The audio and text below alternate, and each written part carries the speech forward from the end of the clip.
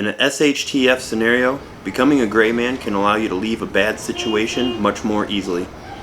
After all, if other people do not believe you are covered in desirable gear, they're likely to pass you up while looking for a score from someone else. Yet many people suggest you go out in full military type gear. So, how do you remain hidden in plain sight? Stick around. I'll show you how.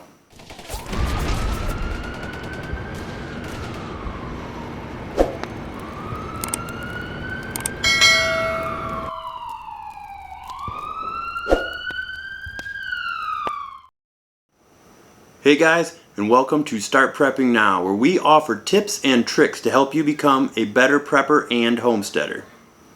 Today, we're talking all about gray man theory, and no, I'm not talking about the Netflix show. So what does it mean to be a gray man anyway? The easiest way to explain gray man theory is, let's say you're out to eat at a restaurant. You're sitting there, enjoying your meal, when all of a sudden somebody runs in the front door. They're carrying a gun. They want to rob the restaurant.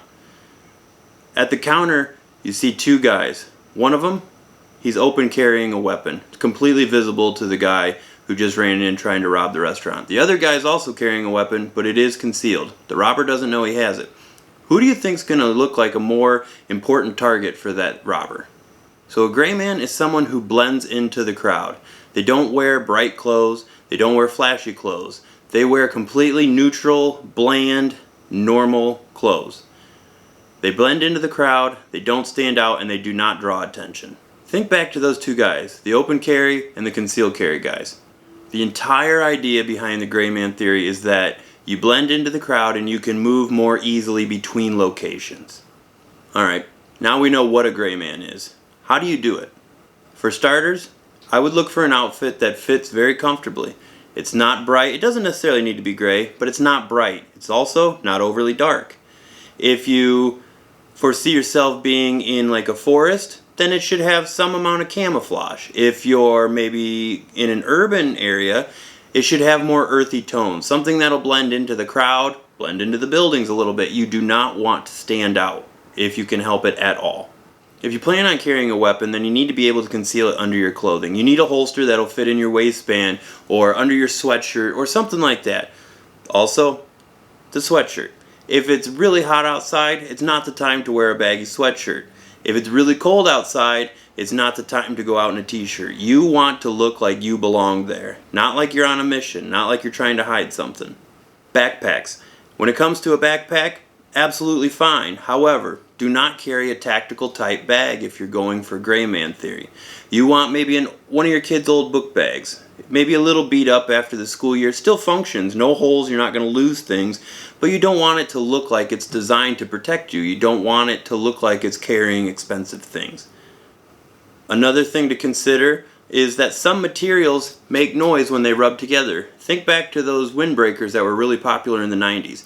If it makes extra noise, I wouldn't use it. I would use something cotton that doesn't make a ton of noise versus something that does.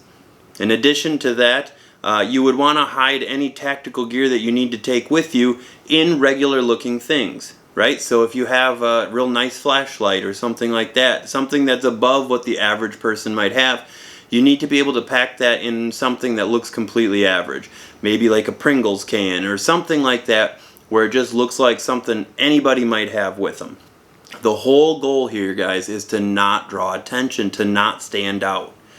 So anything tactical, anything food, like big ticket items like that, you're going to want to find a way to pack into normal things should you have to move from location to location, or if you're bugging out especially, because you're going to be taking a lot more stuff with you in that scenario.